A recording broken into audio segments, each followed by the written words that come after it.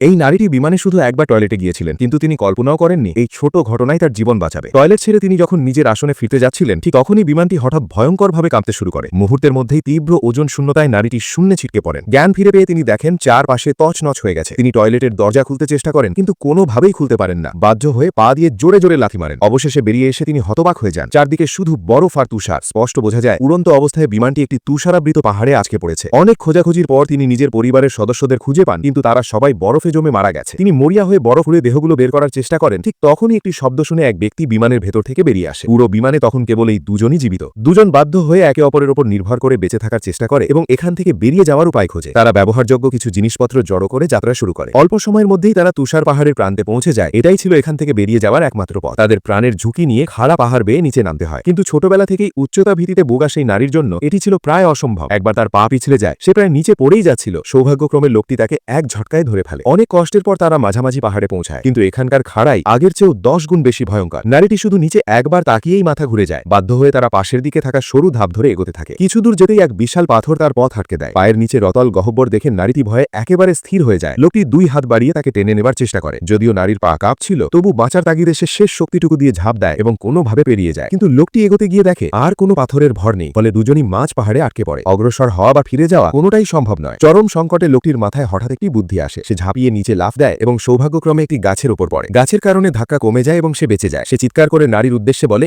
এই পদ্ধতি কাজ করে, তাকে ওই গাছের দিকেই লাফ দিতে হবে। উচ্চতা ভীতিতে ভোগা নারীর জন্য এটি ছিল ভীষণ কঠিন, কিন্তু লোকটির সাহসে সে শেষমেশ লাফ দেয়। ফলাফল, সে সোজা লোকটির উপর পড়ে। দুজনই ছিটকে যায়। উঠে দেখে লোকটির মোবাইল ফোনটিও ভেঙে গেছে। এমনিতেও এখানে কোনো সিগন্যাল পাওয়া যেত না, থাকলেও কোনো কাজে আসতো না। দুজন কিছুক্ষণ বিশ্রাম নিয়ে আবার যাত্রা শুরু করে। খুব শীঘ্রই তারা আরেকটি তুষার পাহাড়ে পৌঁছায়। হাঁটতে হাঁটতে লোকটির সামনে একটি গুহা দেখতে পায়। এই ভয়ঙ্কর ঠান্ডায় উষ্ণ থাকার জন্য গুহাটি ছিল আদর্শ। সে তাড়াতাড়ি পেছনের নারীকে ডাকতে থাকে, গতি বাড়াতে বলে, কিন্তু তখন নারীটি স্পষ্টই ক্লান্ত হয়ে পড়েছে। লোকটি তাকে টানতে এগিয়ে যাওয়ার মুহূর্তেই হঠাৎ এক ভয়ঙ্কর দৃশ্য দেখে ফেলে। পরক্ষণেই সে প্রাণপণে নারীর দিকে চিৎকার করতে থাকে।